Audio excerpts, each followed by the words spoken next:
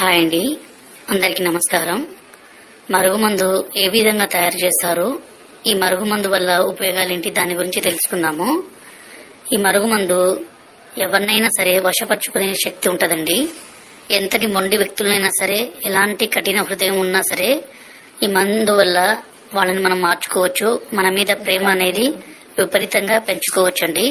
మనను ద్వేషించే వ్యక్తులు కూడా ఈ మందు మనం పెట్టినా చాలండి, వాళ్ళు ఇంకా మనం వద్దంటే కూడా మన వెంటే రావాలి. మనం లేకుంటే ఒక్క నిమిషం కూడా ఉండలేరండి. ఇక్కడ కనబడితే పసారండి.